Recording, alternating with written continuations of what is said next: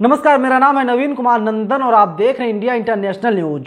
जो chief justice of India है, एक तरीके से मसीहा बन गए हैं बिल्किस बानो के लिए। आपको याद होगा 15 अगस्त को देश के प्रधानमंत्री नरेंद्र मोदी लाल किले के प्राचीर से कह रहे थे कि महिलाओं का सम्मान होना चाहिए, और उसी वक्त बिल्किस बानो के 11 दोषियों को रिहा किया जा रहा था। और यही भारतीय जनता पार्टी कहती है महिलाओं का सम्मान होना चाहिए। लेकिन खैर, अब वहीं जो सुप्रीम कोर्ट का फैसला आया, सुप्रीम कोर्ट का बयान आया है, सुनवाई के लिए अलग बेंच गठन करने को सुप्रीम कोर्ट अब तैयार हो गया है। यानी जिस तरीके से 11 दोषियों को छोड़ा गया, आरोपी नहीं दोषी, क्योंकि कोर्ट ने पहले से ही सजा सुना दिया था कि जिन लोगों ने बिल्किस बानो के साथ गैंगरेप किया था, दरअसल वे लोग दोषी हैं और उनकी संख्या 11 है। और अब एक अलग से बेंच बनाई जाएगी और इसके बाद पूरे मामले की जांच की जाएगी, सुनवाई की जाएगी, और हो सकता है जो 11 दोषी हैं इन लोगों को फिर से जेल में डाल दिया जाए। और ये एक तरीके से भारतीय जनता पार्टी को तगड़ा झटका है, एक तरीके से भारतीय जनता पार्टी को तगड़ा झटका है, क्योंकि जो गुजरात की सरकार है उन्हीं लोगों ने बिल्किस बानो के 11 दोषियों को रिहा किया था। और यह कहा गया था कि जो 11 दोषी हैं इन लोगों का आचरण बहुत ही अच्छा है, इन लोगों ने सजा काट ली और अब इन लोगों को बाहर आना चाहिए। और आपने देखा था किस तरीके की तस्वीरें सामने आई थी।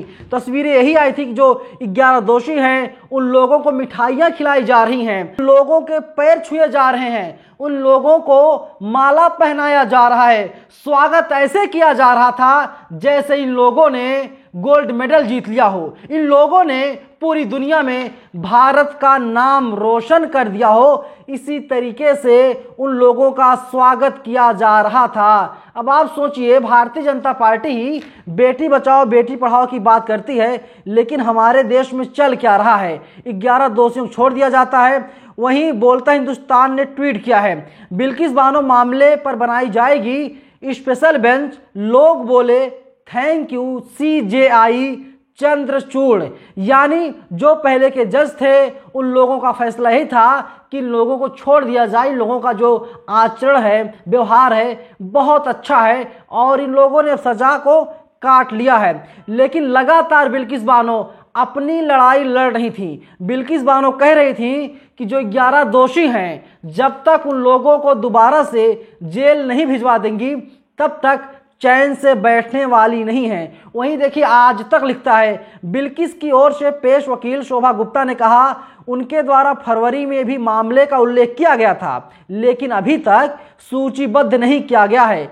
CJI यानी चीफ जस्टिस ऑफ इंडिया ने कहा विशेष बेंच का गठन किया जाना है। मैं रजिस्ट्रार से जस्टिस रस्तोगी से पूछने और तारीख लेने के लिए कहूँगा।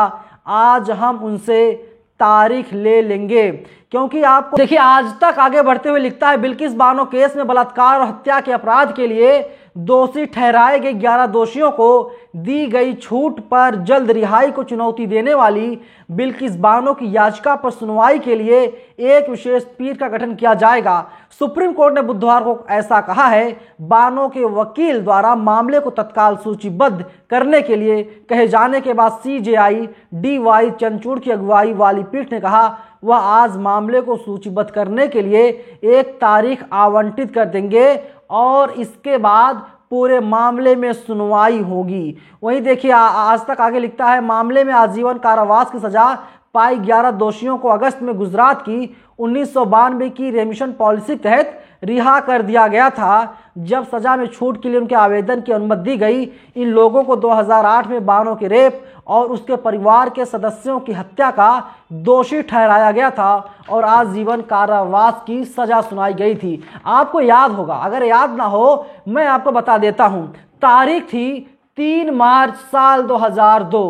गोधरा कांड हुआ था, दंगा हुआ था, उसमें तकरीबन 2000 लोग मारे गए थे। BBC की जो डॉक्यूमेंट्री है, और उस वक्त 21 साल की बिल्किस बानो थी और बिल्किस बानो 5 महीने की प्रेग्नेंट थी और बिल्किस बानो के साथ गैंग रेप किया गया था। एक एक करके 11 लोगों ने गैंग रेप किया था और इसके साथ ही बिल्किस बानो के परिवार वालों की हत्या कर दी गई थी और किसी तरह बिल्किस बानो बच गई। और बिल्किस बानो को जब होश आया, बिल्किस बानो ने कहा कि जो लोग दोषी हैं, 11 लोग जो दोषी हैं, इनको हम सजा दिलवा करके ही मानेंगे।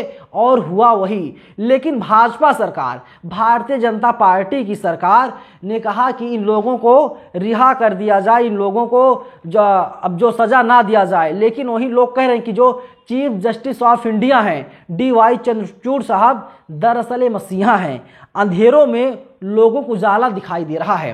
लोग जा रहे हैं सुप्रीम कोर्ट और लोगों को न्याय मिल रहा है।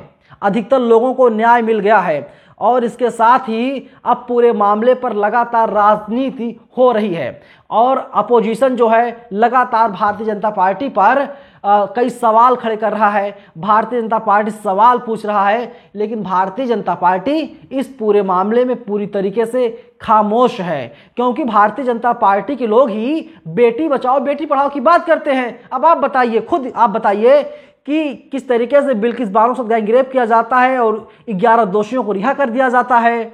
और क्या यही असली है बीजेपी का चाल चरित्र और चेहरा, या बीजेपी का असली चाल चरित्र और चेहरा कुछ और है, दिखाने के लिए कुछ और, हकीकत में कुछ और। फिलहाल इस वीडियो में इतना ही, लेकिन पूरी वीडियो पर आपकी क्या राय है आप लोग हमें कमेंट बॉक्स में अपनी राय आप लोग हमें जरूर बताइएगा, क्योंकि CJI ने कह दिया है एक बेंच बनाई जाएगी और पूरे मामले की सुनवाई फिर से किया जाएगा। हो सकता है जो 11 दोषी हैं इनको फिर से सलाखों के पीछे भेज दिया जाए। धन्यवाद।